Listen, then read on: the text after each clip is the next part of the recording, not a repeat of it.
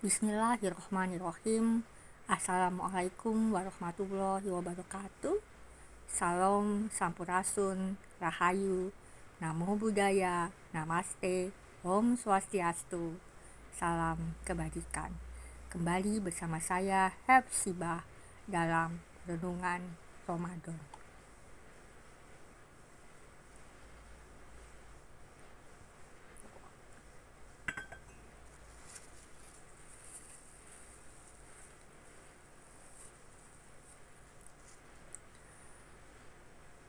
Pada renungan yang ke-10 kali ini saya akan membahas tentang mitos Bani Israel dan Yahudi.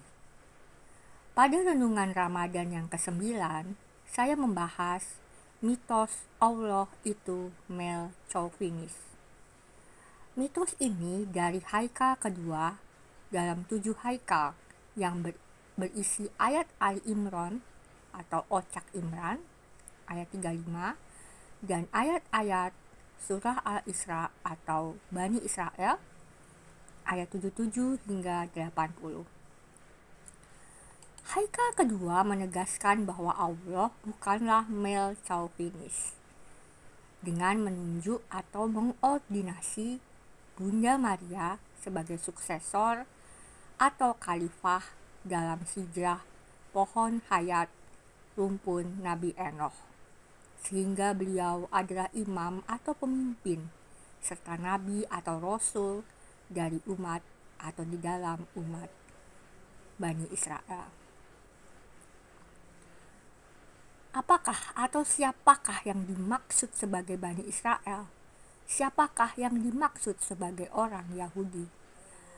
Dalam renungan tentang mitos pohon hayat yang lalu, saya telah memberi penjelasan mengenai komunitas adat Nabi Ibrahim. Maksud saya komunitas adat Nabi Enoch atau Nabi Khidir atau Nabi Idris yang dilanjutkan oleh Nabi Ibrahim dan kemudian dilanjutkan oleh Nabi Musa. Berbeda dengan banyak akademisi maupun pandangan yang populer, saya menemukan dalam kitab TBI atau The Beloved and I bahwa komunitas adat Nabi Ibrahim maupun Nabi Musa bukanlah komunitas adat dalam pengertian entitas agama suku ataupun entitas kebangsaan seperti nation state.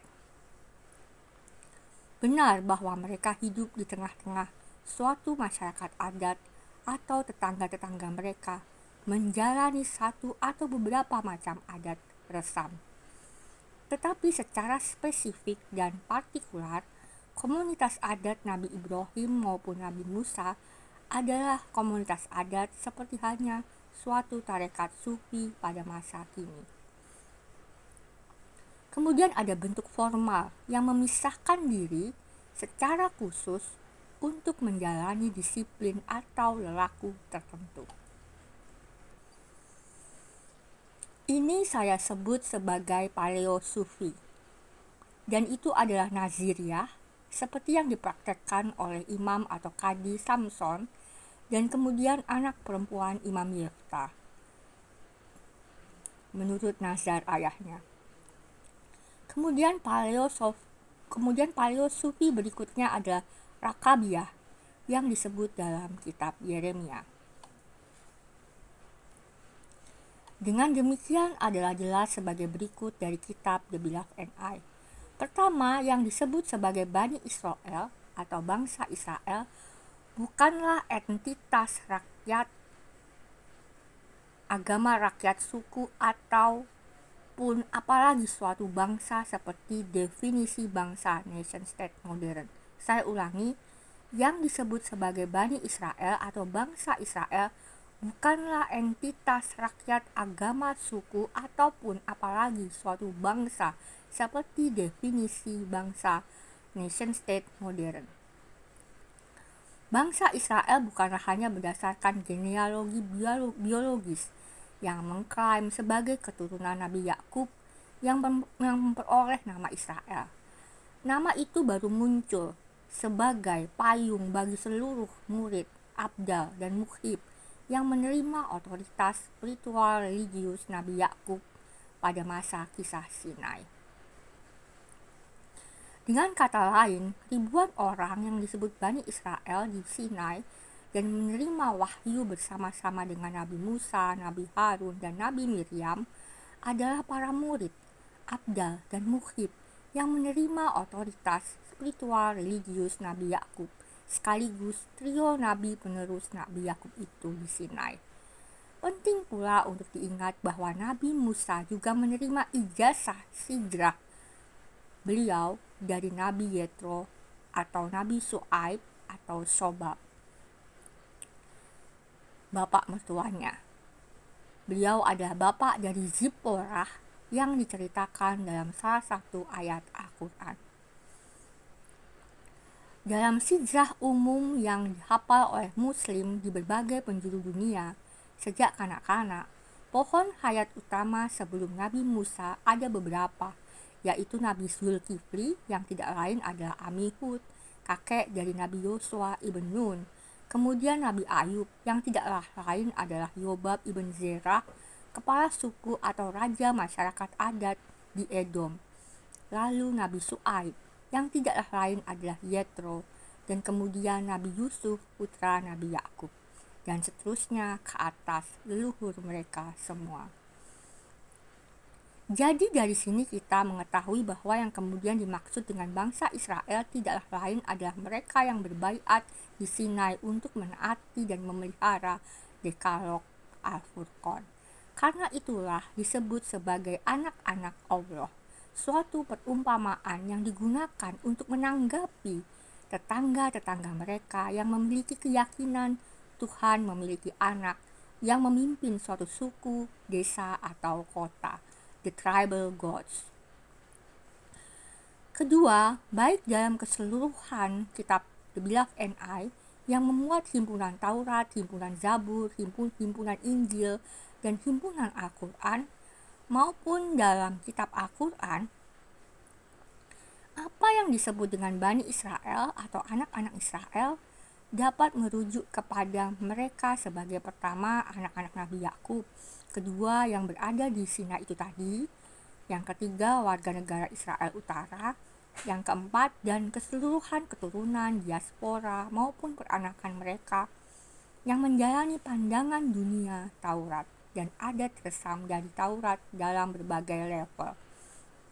Jadi di sini anak-anak atau trahtu merah itu bukanlah hanya secara DNA biologis, tetapi juga menurut berdasarkan menerima transmisi dengan menjalaninya.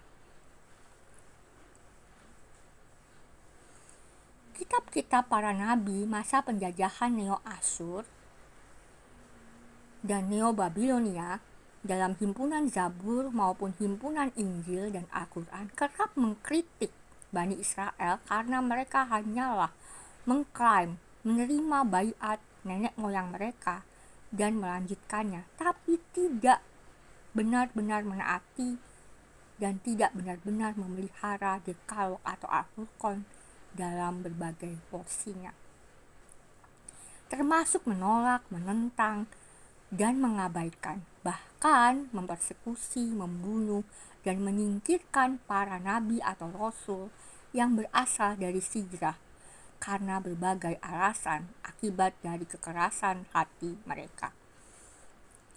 Jadi dari sini kita pun bisa melihat apa yang dimaksud dengan Yahudi di dalam 2,5 juta kata berima kitab The Beloved and I. Ini lebih kurang sama seperti halnya bangsa Israel.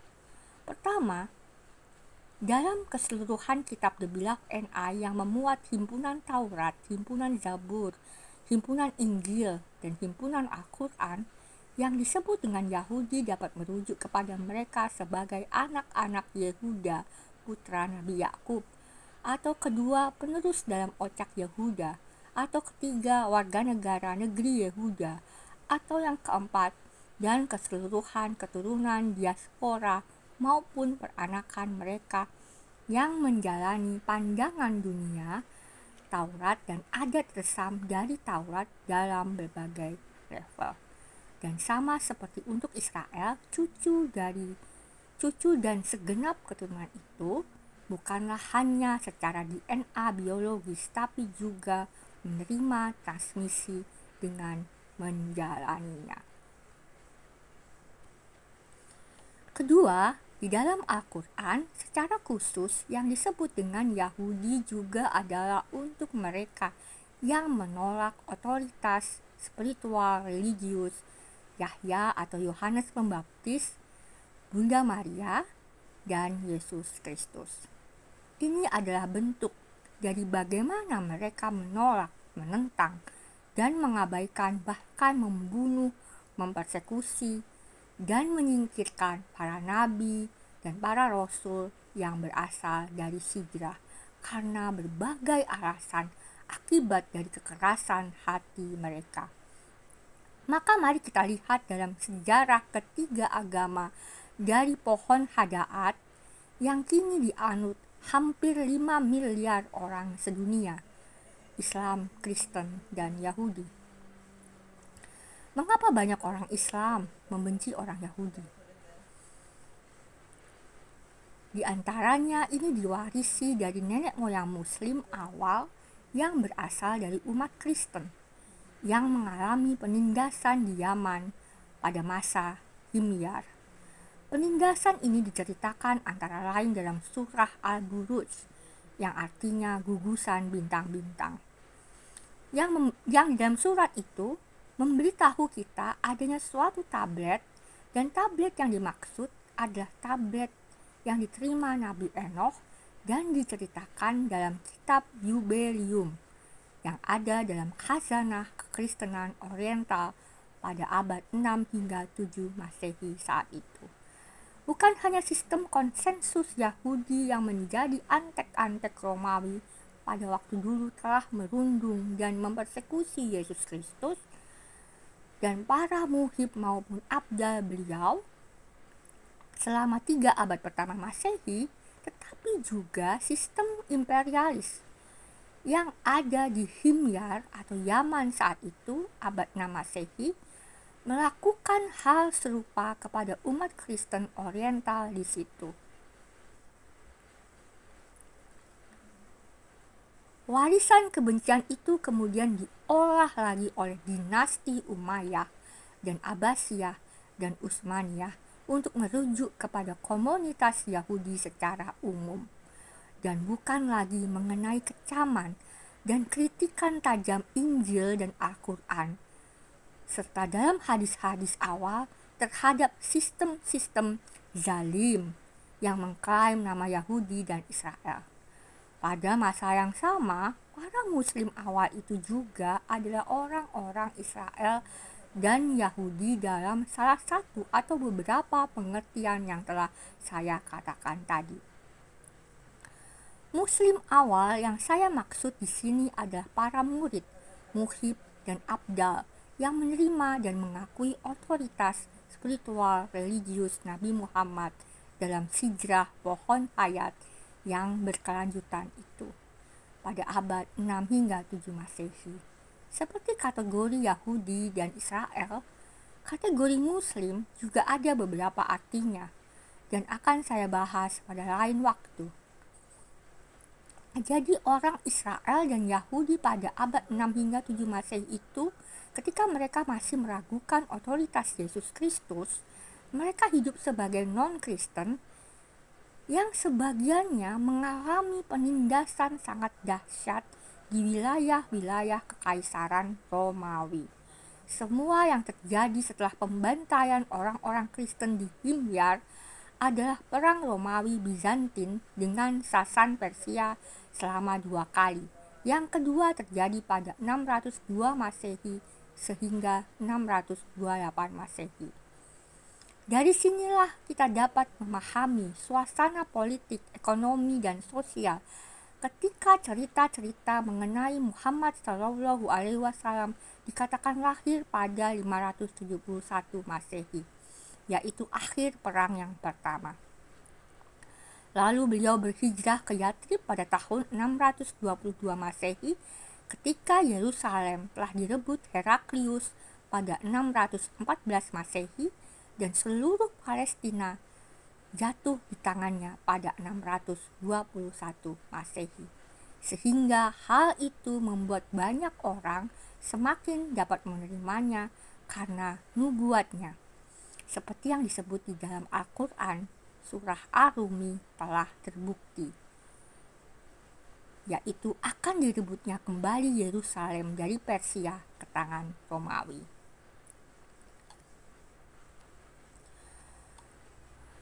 Ketika konon beliau wafat pada 632 Masehi, setelah khalifah sistem konsensus yang pertama wafat, khalifah kedua merasa perlu memanfaatkan kekuatan mereka untuk menggunakan nubuat di dalam Al-Quran, sehingga ia kemudian menaklukkan Yerusalem pada 637 Masehi dan memberikan kepada banyak orang yang secara umum disebut Yahudi atau Israel untuk mengelola kembali Yerusalem. Nabi Muhammad, Abu Bakar, Umar, dan Imam Ali sendiri adalah orang-orang yang dapat dikategorikan sebagai Bani Israel sesuai pengertian yang telah saya sampaikan tadi. Beberapa dari murid Nabi Muhammad itu adalah juga Yahudi pada awalnya, seperti pengertian yang saya sampaikan tadi. Lebih jelasnya mengenai hijrah Nabi Muhammad dan Imam Ali akan saya sampaikan pada renungan yang akan datang. Namun yang penting diingat adalah mitos dalam tataran transmisional digunakan untuk suatu tujuan yang luhur, sedangkan dalam tataran kekuasaan dan keserakahan digunakan untuk rancangan-rancangan kezaliman dan ketidakadilan. Itu termasuk penggunaan, penyalahgunaan, sabotase, dan eksploitasi terhadap simbol, ikon, cerita, dan narasi, sosok, dan lain-lain. Dalam hal ini kita melihat bagaimana narasi hadis untuk mengecam sistem zalim itu kemudian malah diolah menjadi narasi untuk melawan komunitas lain agar dapat ditaklukkan atau dikuasai. Inilah yang kita lihat pada hadis-hadis yang mengecam Kristen dan Yahudi. Disinilah kita lihat bagaimana teori Resma Menakem yang sering saya sampaikan terjadi. Namun Al-Quran maupun Injil bukanlah hanya mengecam Yahudi, tapi juga memberi penjelasan mengenai Yahudi sejati itu apa dan bagaimana. Pada kenyataannya, hari ini nama Israel dan Zion juga telah disalahgunakan oleh sekelompok oligarki ekonomi dunia. Mereka pun mensabotase ajaran Taurat dan Zabur yang luhur, bahkan ajaran dalam Injil. Konsep-konsep yang semula bukanlah manifest destiny disalahgunakan untuk hasrat keserakahan dan keangkuhan manifest destiny mereka yang mendirikan pohon-pohon hadaat dari Islam, Kekristenan, dan Yudaisme. Akhir-akhir ini pun ada fenomena atau hal satu atau beberapa rebai pro-Zionis untuk menormalisasi eksploitasi mereka akan Taurat dan Zabur, dengan juga mensabotase ajaran-ajaran di dalam Al-Quran dan hadis-hadis. Misalnya salah satu rebai ini menjadi rujukan banyak muslim di media sosial. Ini karena kita sudah menuju zaman ke-8 yang dinubuatkan oleh Nabi Enoch. Ya, ini karena kita sudah menuju zaman ke-8 yang dinubuatkan Nabi Enoch, yang akan dimulai pada 2026-2027. Sebelum saya menutup renungan saya kali ini, saya ingin menegaskan dan mengingatkan kepada siapa saja yang menerima dan mengakui otoritas Nabi Muhammad SAW yang disampaikan dalam Al-Quran dan yang disampaikan dalam berbagai hadis mengenai kecaman dan atau kritikan terhadap Yahudi dan Kristen adalah semata-mata karena sistem-sistem zalim yang mereka praktekkan dan kembangkan, karena telah melanggar dekalog atau Al-Furqan. Orang-orang Yahudi, Kristen, dan Sabian yang memelihara Dekalog Al-Furqan, seperti dikatakan di dalam Al-Baqarah 62, mereka sejatinya adalah mukmin dan muslim. Maka, jika Islam pun sebagai suatu sistem konsensus dan sistem imperialis konsensus melakukan pelanggaran Dekalog atau Al-Furqan, dampak karma atau ganjaran dari pelanggaran itu berlaku adil kepada mereka semua. Ini karena Allah Sang Ahad meniscayakan tatanan keadilan ilahi. Tidak ada manusia dan kelompok manusia yang dapat terhindar dari ganjaran atau dampak itu. Jadi bukan karena seorang Muslim, Kristen, Yahudi, atau sekuler mereka bisa selamat dari kezaliman mereka. Jadi jelas, Bani Israel tidaklah lain adalah mereka yang berbaiat di Sinai untuk menaati dan memelihara Dekalog atau Al-Furqan, yang pada masa kini adalah termasuk kita semua yang menerima dan mengakui otoritas Nabi Musa, Nabi Daud, Yesus Kristus, dan Muhammad Sallallahu Alaihi Wasallam. Kalau tidak, untuk apa Dekalog atau Al-Furqan disebut dalam Al-Quran berkali-kali? Kita tentu tidak dapat mengklaim diri kita adalah pengikut Muhammad atau Kristus, dan tidak pula sebagai Israel apabila melakukan pelanggaran Dekalog atau Al-Furqan. Dan pelanggaran itu dilakukan pula secara sistematis, terstruktur, dan masif melalui segala rupa etos manifest destiny, pola pikir penaklukan atau conquest, melalui rasisme, humanisme parsial, dan sikap-sikap deisme yang mengingkari, menentang, bahkan menghabisi transmisi dan penyampai transmisi dari kebun pohon hayat Tuhan di Eden. Sampai jumpa pada renungan Ramadan berikutnya.